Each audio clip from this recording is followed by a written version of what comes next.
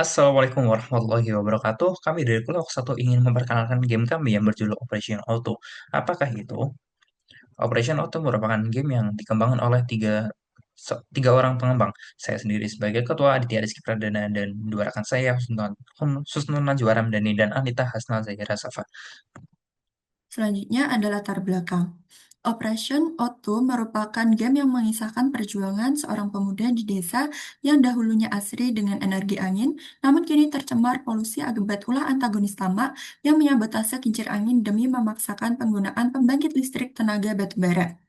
Dalam petualangan 3D bersudut pandang top-down, pemain harus bergerak secara senyap menghindari patroli musuh untuk memperbaiki turbin angin, mematikan operasional pembangkit batu bara, dan melakukan reboisasi.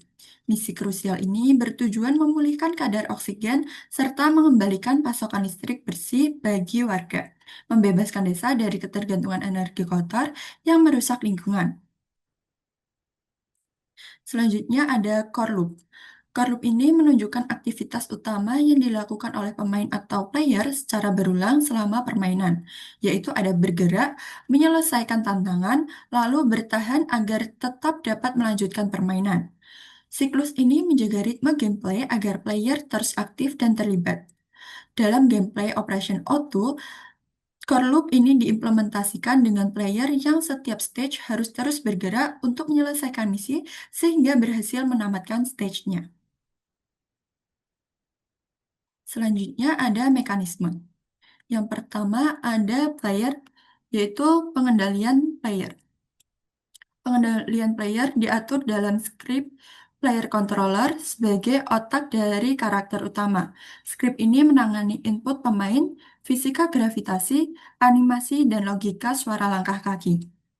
Nah, kode yang ada di sebelah kanan ini digunakan untuk memanipulasi pergerakan dari player serta nilai dari gravitasi dan ground stick force karena terdapat kesalahan pada arah saat membuat map. Selanjutnya yaitu sistem kesehatan dari player. Sistem kesehatan diatur dalam skrip player health yang bertanggung jawab penuh atas manajemen nyawa player. Sistem ini mencakup pengurangan nyawa saat terkena damage, regenerasi otomatis, efek visual atau suara, dan kondisi game over.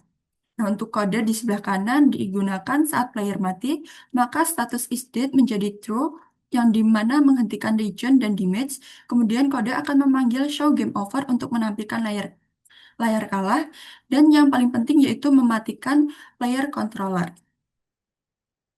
Selanjutnya ada sistem persembunyian yang diatur dalam skrip player HUD. Skrip ini mendeteksi interaksi pemain dengan lingkungan atau semak-semak dan menyiarkan status pemain ke seluruh sistem game. Apabila player berada di area yang memiliki tag bus, maka sistem akan menandai bahwa player berada pada posisi hide. Dan jika sudah tidak di area dengan tag bus, maka sistem akan menyiarkan bahwa player sudah terlihat. Next, ada mekanik polusi dan zona aman yang diatur dalam skrip CO2 Manager. Skrip ini mengatur tingkat paparan CO2 pada pemain. Pemain harus berada di area bersih atau safe zone untuk memulihkan diri. Jika terlalu lama di luar zona aman, kadar CO2 akan meningkat dan perlahan mengurangi nyawa dari pemain.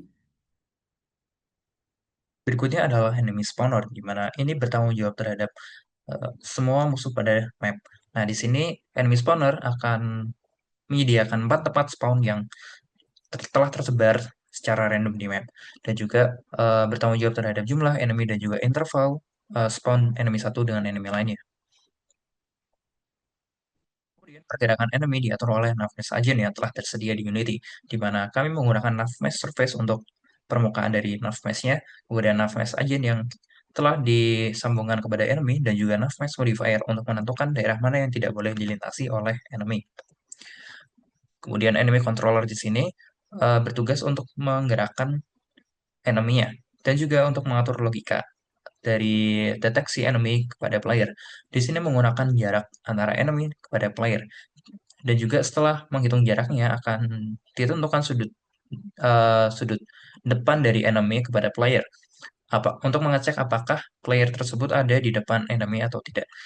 Setelah itu maka player akan terdetek, deteksi jika berada di depan enemy terhadap jarak tertentu.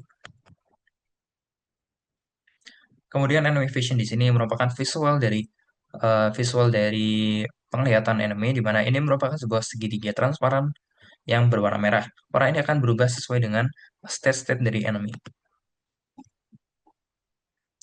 Ini merupakan state dari enemy, di mana pertama enemy bisa patrol digambarkan dengan warna merah, di mana di sini akan ditentukan sebuah titik acak pada sebuah map untuk menentukan tujuan dari enemy, itu melangkah. Kemudian ada state chasing, di mana visualnya berubah menjadi biru dan player akan dikejar. Di sini player akan menerima damage dari enemy. Kemudian cooldown, di mana player bersembunyi, maka enemy akan bingung sehingga state-nya berwarna kuning. Dan setelah cooldown selesai, maka enemy kembali patrol lagi. Baik, selanjutnya ada wind turbine, di mana pada kode ini mengatur rotasi turbin saat aktif, memberikan komen press E apabila player berada pada jangkauan, dan lalu ketika E ditekan, maka charge akan dimulai sehingga presentasi energi akan meningkat saat charge berhasil diselesaikan. Selanjutnya ada turbine rotation. Kode ini mengatur kondisi turbin setelah berhasil diaktifkan player, yang mana itu kan rotasi akan dimulai. Nah, efek dari rotasi ini itu adalah terusnya bertambah rotation pada sembuh. Bisa kita lihat pada visualisasinya di sini. Selanjutnya ada minimap. Pada kameramen yang minimap ini diatur kode yang mengatur supaya kamera itu mengikuti arah gerak pada player. Nah, kamera sendiri itu di set pada bagian atas, dia mengadopsi sistem ortografik, di mana juga dia mengikuti koordinat sumbu X dan Z pada player. Dan tinggi kamera ini di set pada unit 40.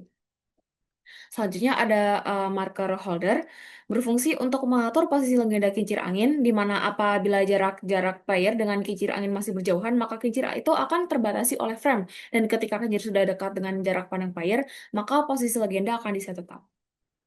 Selanjutnya, yang terakhir ada Legend Erase, di mana dia itu mengatur visibilitas legenda pada minimap, yang sebenarnya pada pandangan in-game itu kan minimap tertutup pada fog. Tetapi, apabila kita set layer map Legend Erase ini, visibilitas objek-objek seperti kincir angin dan enemy itu akan tetap terlihat. Dan selanjutnya kami akan menjelaskan gameplay pada game Operation Auto ini.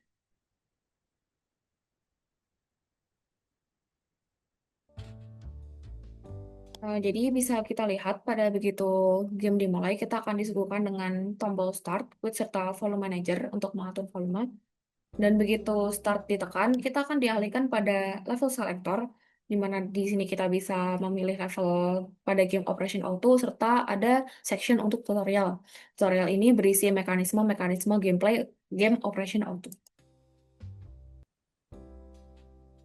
Perlu diketahui juga, tutorial ini tidak hanya muncul pada saat di section tutorial saja, tetapi pada saat game dimulai nanti, tutorial juga akan muncul di awal.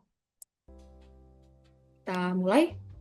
Setelah ini akan muncul cutscene yang berisi garis besar cerita dari game Operation Auto.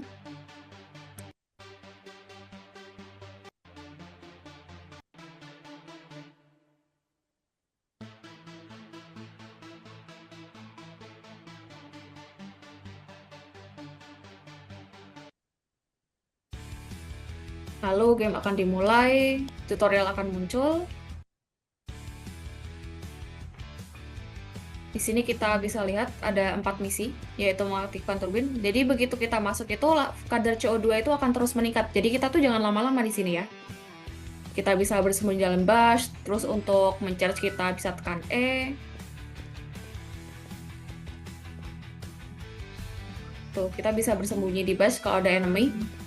Dan terus menghindar supaya tidak terkena damage. Nah, kalau kita terkena damage, kita bisa bersembunyi supaya kita itu pulih.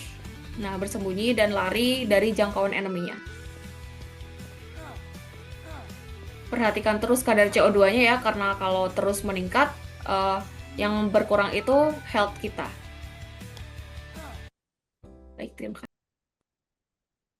Cukup sekian presentasi dari Operation Auto dari kelompok 1. Kurang lebih mohon maaf, terima kasih atas perhatiannya. Wassalamualaikum warahmatullahi wabarakatuh.